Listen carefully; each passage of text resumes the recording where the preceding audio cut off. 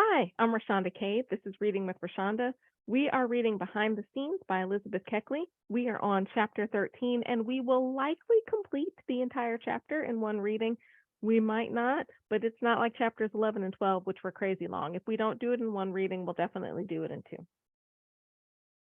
Chapter 13, The Origin of the Rivalry Between Mr. Douglas and Mr. Lincoln.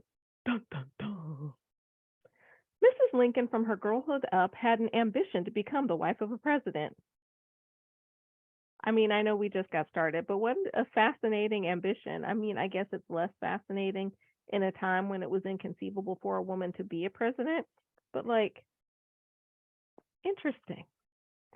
When a little girl, as I was told by one of her sisters, she was disposed to be a little noisy at times and was self-willed. One day she was romping about the room, making more noise than the nerves of her grandmother could stand. The old lady looked over her spectacles and said in a commanding tone, "Sit down, Mary. Do be quiet. What on earth do you suppose will become of you if you go on this way?" "Oh, I will be the wife of a president some day," carelessly answered the petted child.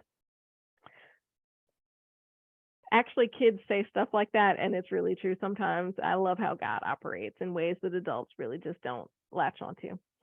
Mrs. Lincoln, as Miss Mary Todd, was quite a belle. Mrs. Lincoln, as Miss Mary Todd, because that was her um, maiden name, her pre-marriage name. Mrs. Lincoln, as Miss Mary Todd, was quite a belle in Springfield, Illinois, and from all accounts, she was fond of flirting. Mm. She generally managed to keep a half dozen gentlemen biting at the hook that she baited so temptingly for them.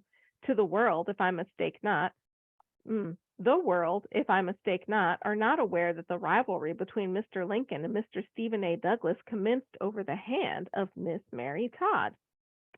Fascinating. The young lady was ambitious, and she smiled more sweetly upon Mr. Douglas and Mr. Lincoln than any of her other admirers, as they were regarded as rising men. Oh my gosh, so she smiled upon them not because she liked them more, but because they were regarded as rising men. She played her part so well that neither of the rivals for a long time could tell who would win the day. Mr. Douglas first proposed for her hand, and she discarded him. The young man urged his suit boldly. "Mary, you do not know what you are refusing. You have always had an ambition to become the wife of a president of the United States. Pardon the egotism, but I fear that in refusing my hand tonight, you have thrown away your best chance to ever rule the White House." Fascinating. "I do not understand you, Mr. Douglas." "Then I will speak more plainly. You know, Mary, that I am ambitious, like yourself, and something seems to whisper in my ear, you will be president some day. Depend upon it, I shall make a stubborn fight to win the proud position. You have my best wishes, Mr. Douglas. Still, I cannot consent to be your wife. I shall become Mrs. President, or I am the victim of false prophets, but it will not be as Mrs. Douglas." Oh my goodness.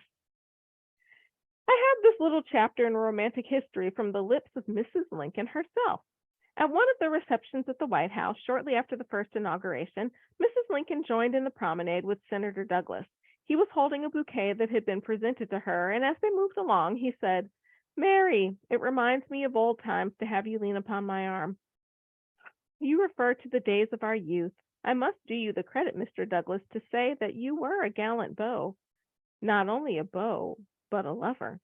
Do you remember the night our flirtation was brought to an end?" "Distinctly." "You now see that I was right. I am Mrs. President, but not Mrs. Douglas." Oh! True, you have reached the goal before me, but I do not despair. Mrs. Douglas, a nobler woman does not live. If I am spared, may possibly succeed you as Mrs. President. A few evenings after Mr. Douglas had been discarded, Mr. Lincoln made a formal proposal for the hand of Miss Todd, but it appears that the young lady was not willing to capitulate at once. Capitulate is an interesting word. So capitulate means like to surrender. I guess at the time, accepting a marriage proposal was a surrender of your freedom. Maybe, unless you're just getting passed from your father to your husband, which is the whole reason why your dad gives you away at a wedding, but I have digressed. I will continue. She believed that she could send her lover adrift today and win him back tomorrow. You are bold, Mr. Lincoln. Love makes me bold. You honor me, pardon me, but I cannot consent to be your wife. Is this your final answer, Miss Todd? And the suitor rose nervously to his feet. I do not often jest, Mr. Lincoln. Sorry, I'm adjusting my fan over here. I'm hot. Ooh, you can see my hair blowing, but it's getting on me. All right. I do not often jest, Mr. Lincoln. Why should I reconsider tomorrow my decision of today? Excuse me, your answer is sufficient. I was led to hope that I might become dearer to you than a friend, but the hope, it seems, has proved an idle one. I have the honor to say good night, Miss Todd. And pale yet calm, Mr. Lincoln bowed himself out of the room. So at this point, Mary Todd dismissed Mr. Douglas and dismissed Mr. Lincoln, and Mr. Lincoln seemed to be like, all right, I guess it's over. So at this point, she's probably like, oh no, I've lost both of my suitors. Let's see what she's thinking about. He rushed to his office in a frantic state of mind. Dr. Henry, his most intimate friend, happened to come in and was surprised to see the young lawyer walking the floor in an agitated manner. What is the matter, Lincoln? You look desperate. Matter? I am sick of the world. It is a heartless, deceitful world, and I care not how soon I am out of it. Wow. Although when your heart is broken, your heart is broken. You rave. What has happened? Have you been quarreling with your sweetheart? Quarrel? I wish to God it was a quarrel, for then I could look forward to reconciliation. The girl has refused to become my wife after leading me to believe that she loved me. She is a heartless coquette. Ooh, a heartless coquette. Don't give up the conquest so easily. Conquest, capitulation, interesting word for love. Cheer up, man. You may yet succeed. Perhaps she is only testing your love. And people do stuff like that, and I do not understand it. In the movie A Knight's Tale, which is based on A Knight's Tale in Chaucer's Canterbury Tales. I don't remember A Knight's Tale very well, so I don't know if this actually happened in A Knight's Tale or not. But in the movie, the love interest, I can't think of her, Jocelyn was her name in the movie, tested Heath Ledger's love. And I like the movie, and I watch it every time it's on TV, but it infuriates me when it gets to that point. So Dr. Henry, Mr. Lincoln's best friend, says, don't give up the conquest so easily. Cheer up, man. You may succeed yet. Perhaps she is only testing your love. No, I believe that she is going to marry Douglas. If she does, I will blow my brains out. Whoa, okay. I hope that's hyperbole and not a threat of actual suicide. Calm down, man. Like saying calm down ever calms anybody down.